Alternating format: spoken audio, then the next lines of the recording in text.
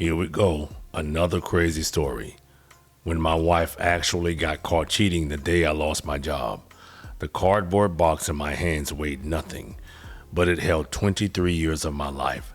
7:43 a.m. That's when they called me into the office and ended my career as an HVAC installer. Budget cuts, construction slowdown, nothing personal. By 8:15 a.m., I was driving home unemployed, trying to figure out how to tell my wife our income had just been slashed in half. Her hair salon opened at 10 on Wednesdays. Her nail salon stayed closed. She should be home. Perfect timing to break the news before her workday started. But when I pulled into our driveway, her Lexus was gone. Strange. She never left before 9 on a weekday. I sat in my truck for a minute, staring at the empty spot where her car should be. Maybe she went for coffee. Inside, the house felt wrong. Her laptop sat open on the kitchen counter, still logged into her banking site. The timestamp showed 5:47 a.m. My wife didn't even wake up until 7 on most days. The screen showed our joint account. Yesterday's transactions included an $800 cash withdrawal. That's a nice chunk of change. No description, no explanation. We never took out that much cash. Her coffee mug sat next to the laptop with burgundy lipstick on the rim. She worn the same coral pink shade since our daughter's high school graduation. When did she switch? Her phone was charging by the toaster. She never left without her phone. Never. A text notification lit up the screen. The sender showed only as M in her contacts. The preview made me say, "What the hell? I can't wait for you to bend over for me again." I thought to myself, who the hell is M? No one we knew went by a single initial. I walked to our bedroom. Legs felt disconnected from my body. Her running clothes were laid out on the bed, but her gym bag was missing. The bathroom mirror still had steam on it. Her towel hung on the hook, completely dry. She showered but used a different towel. Why? That's a little weird. Back in the kitchen, I grabbed my phone to call her. That's when I saw it. Our credit card app notification from yesterday. Fraud alert. Unusual transaction at this hotel. $68. Confirm if authorized. She clicked yes. The hotel. Valet parking. Yesterday from 2:15 p.m. to 6:47 p.m. During the time she texted me about doing inventory at her nail salon. $68 for over 4 hours of parking. Another text from M popped up. Last night was incredible. Last night. When she said she was exhausted from standing all day, she went to bed early. Last night, I stayed up watching TV alone. The garage door rumbled open. 8:31 a.m. I took a deep breath, and my heart started beating a little faster. Her heels clicked on the concrete, slow, hesitant, like she knew something was off. The door opened. She stood there in a black dress I've never seen her wear. Her hair was professionally styled, swept up with pins that must have taken an hour to place, fresh burgundy lipstick. Her face was flushed. We stared at each other across the kitchen. Her eyes went to the unemployment papers in my left hand, then to her phone lighting up with another message from M. The preview showed before the screen went dark. Your husband has no idea, does he? Her mouth opened, closed, opened again. No words came out. 27 years of marriage, 2 kids, 2 salons, 1 house. All of it balanced at this moment in our kitchen at 8:33 a.m. on this morning that turned out to be the worst in years. She set her keys on the counter. The burgundy lipstick was smudged now. Her dress had a wrinkle across the back like it had been bunched up recently. Neither of us moved. Neither of us spoke. Outside, our neighbor started a lawnmower, the normal world continuing while mine collapsed. She looked at the unemployment papers again, then at me. Her face changed from panic to something else. Relief, pure relief, like someone who'd been holding their breath underwater for months and finally broke the surface. That's when I knew this wasn't a mistake. This wasn't one time. This was who she'd become while I was crawling through attics and installing ductwork. This was my wife, the cheater, and she looked grateful to finally be caught. Stretched between us like a tightrope about to snap. Her phone kept buzzing on the counter. She walked over and grabbed it, finally silencing M's desperate attempts to reach her. Her thumb moved across the screen, probably deleting everything. I'd seen enough. I set the unemployment paperwork down next to her laptop, which still displayed our bank account. The $800 withdrawal stared back at us like evidence in a courtroom. She closed the laptop with a sharp click. Everything about her had changed while I wasn't paying attention. The dress she wore cost more than my weekly paycheck. Designer label. The kind of thing she used to mock other women for buying. Now she was one of them. She slipped her phone into her purse without a word. Whatever M was texting, she would handle it privately now. The spell was broken. She walked past me toward the hallway. Heels clicking against our hardwood floors. She didn't say a word to me, just walking away like this was any other morning. I followed her to our bedroom. She sat on the edge of our bed, the same bed where she'd supposedly been too tired for intimacy for the past 3 months. Too tired from work, and it seemed too tired for me as well, but not too tired for M, apparently. She dropped her gym bag by the door when she came in. It sounds like she doesn't really care. Now it sat there, partially unzipped. Something silver caught the light from inside. A man's watch. It looked expensive, but definitely not mine. She saw me notice it and quickly pushed it behind the door with her foot. The damage was already done. I remembered last week when she'd come home talking about her new personal trainer at the gym. He was helping her with flexibility. Yeah, I bet. She needed private sessions for better results. The pieces clicked together like a puzzle I wished I'd never solved. M was a trainer. This had been building for months right under my nose. Her phone vibrated in her purse. She ignored it. We both knew who it was. She stood up and smoothed down her wrinkled dress, the fabric expensive enough that it should never wrinkle, unless it had been crumpled on someone's floor all night. I noticed a small bruise on her shoulder, partially hidden by her hair, fresh and purple red, the kind of mark passion sometimes leaves behind. My stomach was in knots, and I started to get angry. She walked to our closet and pulled out a suitcase, not the small overnight bag, the large one we'd bought for our anniversary trip to Hawaii 5 years ago, the trip where she said we needed to reconnect. Funny how that worked out. She started pulling clothes from hangers, folding them with the same precision she used for everything in her life. Business suits and casual wear, the lingerie I hadn't seen her wear in over a year, all going into the suitcase like she'd planned this moment 100 times. Her iPad on the nightstand started ringing with the FaceTime call. The screen showed her nail salon manager's face. It rang 5 times before going silent, then immediately started again. She didn't even glance at it. I sat in the chair where I used to watch her get ready for work every morning, where she'd tell me about difficult clients and employee drama, where we'd plan our days and sync our schedules. That routine had died months ago, but I'd been too busy installing HVAC systems to notice. She pulled her jewelry box from the dresser, the diamond earrings I'd bought for her 50th birthday. The tennis bracelet is from our 20th anniversary. The wedding ring came off her finger.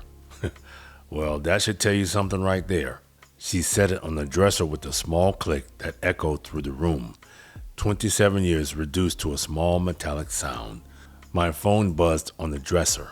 A text from her sister. Is everything okay with her?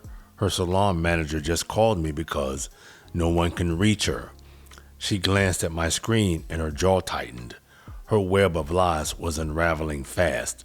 Another person she'd have to explain this to. She zipped the suitcase closed and stood it upright. Then she looked at me for the second time since she'd walked through that garage door. Her eyes were not sad or apologetic. They were already gone, already with him, already in whatever new life she'd been building while I lost mine. The unemployment papers on the kitchen counter meant nothing now. Losing my job was supposed to be the worst thing that happened today. Instead, it was just the opening act. She pulled the suitcase toward the door, wheels rolling across the floor. I heard her phone vibrate again in her purse.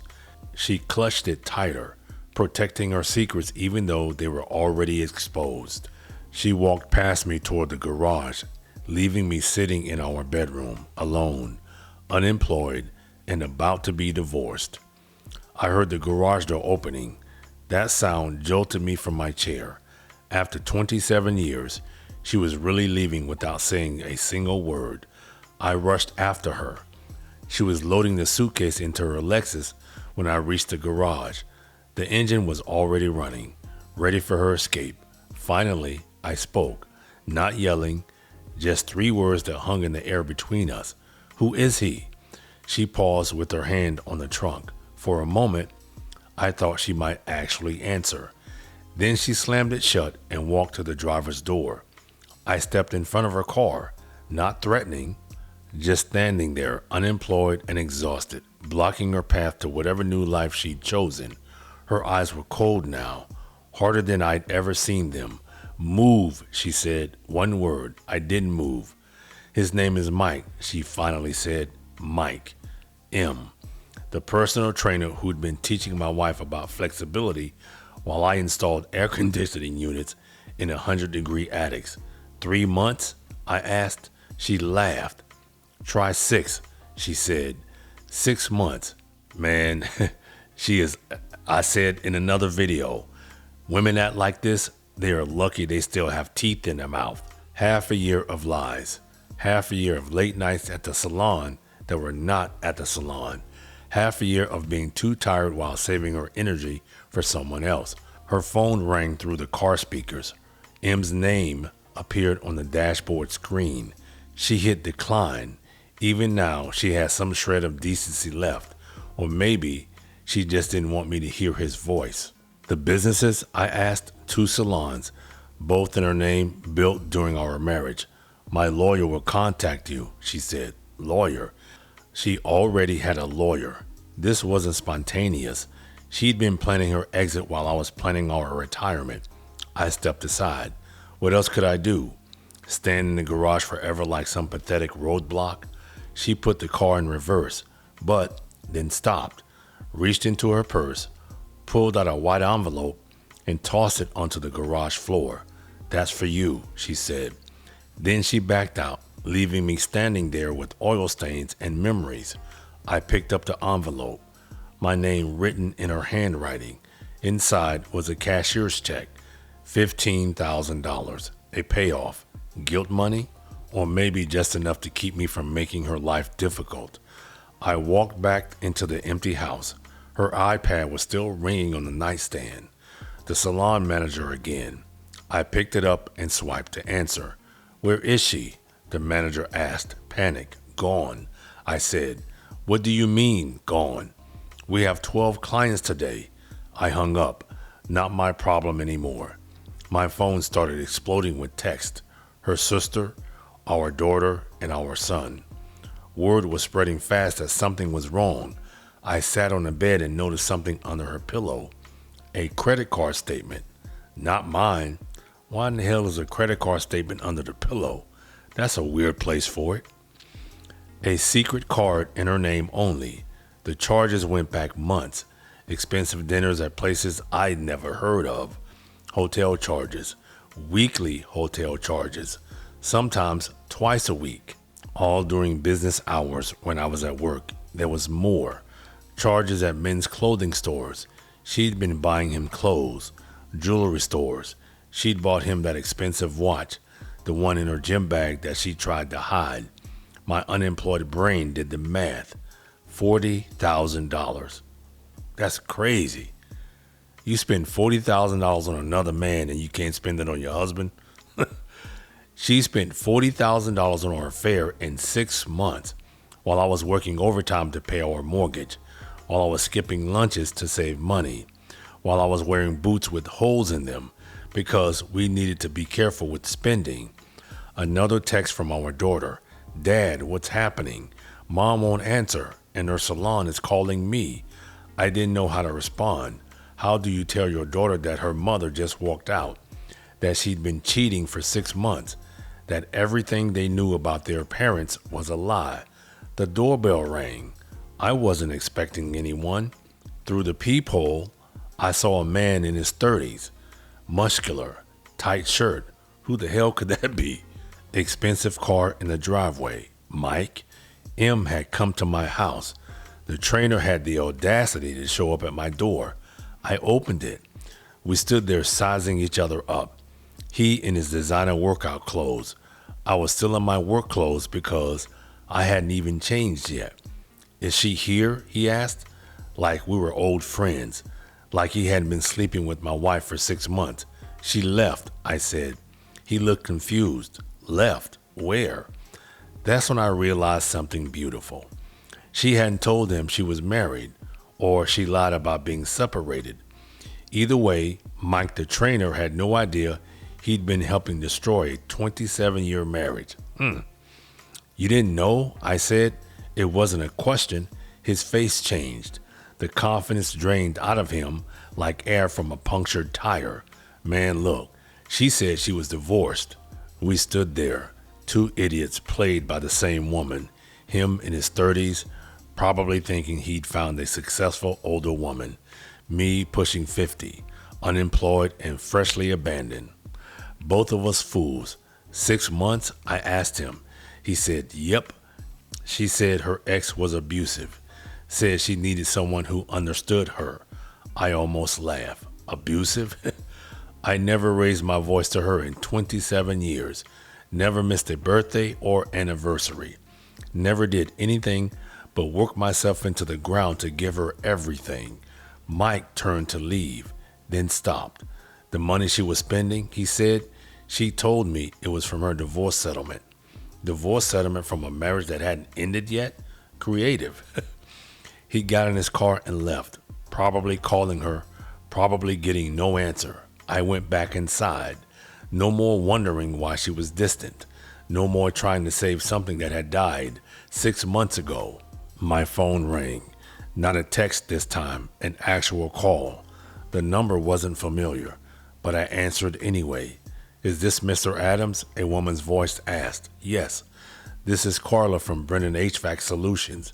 We received your resume this morning and would like to schedule an interview. I looked at the clock. 11:47 a.m. 5 hours ago, I lost my job. 2 hours ago, I lost my wife.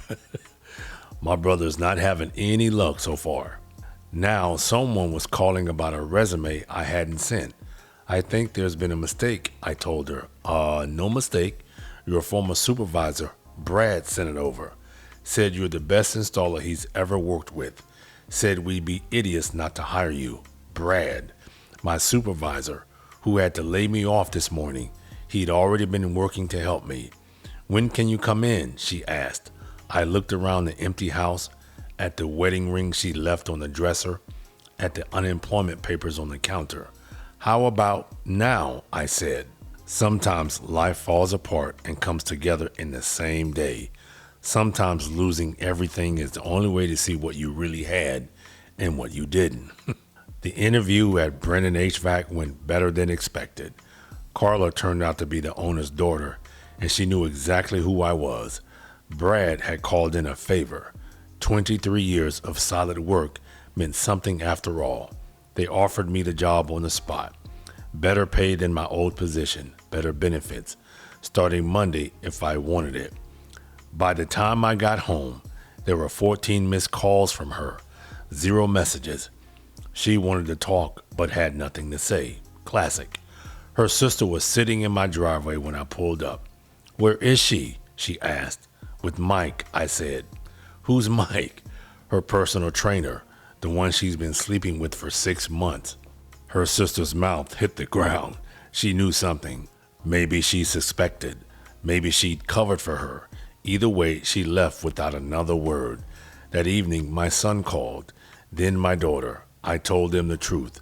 No sugarcoating. Their mother had been having an affair and left. My daughter cried, and my son got angry. Both said they'd be over tomorrow. 3 days passed before her lawyer contacted me. She wanted a quick, quiet divorce. Of course she did. Her reputation mattered more than our marriage ever had.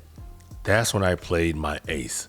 The credit card statements I'd found, $40,000 in marital assets spent on her affair, the fraud alert from the hotel, all documented proof of infidelity during our marriage. My lawyer loved it. In our state, adultery still matters in divorce proceedings, especially when marital funds were used for the affair. The negotiations were short. She wanted to keep her salons and avoid a messy trial. I wanted compensation for 27 years of marriage while she built her empire. The settlement was beautiful. I kept the $15,000 she'd thrown at me in the garage. But here's the best part. Alimony. 10 years of monthly payments. Her successful salons worked against her now. She made 3 times my salary last year. $2,000 a month for a decade. Her face during the divorce process and the judge's orders were priceless. The woman who spent $40,000 on her boyfriend now had to pay me for the next 10 years. Yeah, that's stupid. 10 years is a long time, and she has to pay $2,000 a month. Yeah, she fucked around and found out. The house would be sold. We split the equity down the middle. Market value put us at around $200,000 profit, $100,000 each when it sold. Mike wasn't at the divorce proceedings. According to her sister, the relationship lasted exactly 3 weeks after she left. Turns out, Mike had been seeing other clients too. That doesn't surprise me. The personal trainer who specialized in flexibility had been very flexible with his schedule. My new job at Brennan was everything Brad promised. 6 months after that morning when everything fell apart, I was in a better place. New apartment near work, money in the bank, kids who visited regularly, a job that valued me, and peace. Real peace. And you know what, fellas? That's all we men want, is peace. No more wondering where she was, no more feeling inadequate, no more trying to fix something that wasn't broken on my end. The house sold in August. She had to sign papers separately because she couldn't stand being in the same room. My check cleared the next day, $100,000 plus $15,000 from the divorce, plus steady alimony coming in, plus my new salary. For the first time in my life, I had financial security without her. Her salon struggled without her presence. One closed within a year, but she reopened it 4 months later. The other limped along with half the clients. Her businesses were struggling.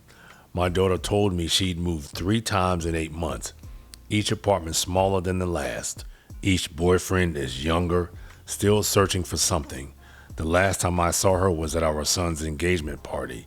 She came alone. She tried to speak to me. I walked away. I wasn't trying to be cruel. I was done. I didn't have anything to say to her. Some people say the best revenge is living well. They're right. Every month when her alimony payment hits my account, I remember that morning, the cardboard box with my career, the text from M, the garage door opening at 8:31 a.m., all of it led to here, to a better job, financial freedom, and the knowledge that losing everything that morning was actually the beginning of getting my life back. She thought she was escaping to something better. Instead, she escaped me to something better. The divorce was finalized on a Wednesday. Seems fitting. Wednesday was always her salon's busiest day. Now, when her alimony payment hits on a Wednesday, it reminds me that karma has a sense of humor. 10 years of payments, $240,000 total. Damn, that's over $250,000 in alimony. That's 6 times what she spent on Mike. Math is funny that way. So is justice. My phone buzzes sometimes with unknown numbers. I don't answer. I know it's her, trying different phones, trying to reconnect, trying to explain. But there's nothing to explain. She made her choice that morning when she walked through the garage door in a black dress I had never seen her in, when she looked relieved to be caught, when she drove away without looking back. The unemployment that seemed like the end of the world became a new beginning. The marriage that ended in betrayal became financial security through alimony. Yes, it did.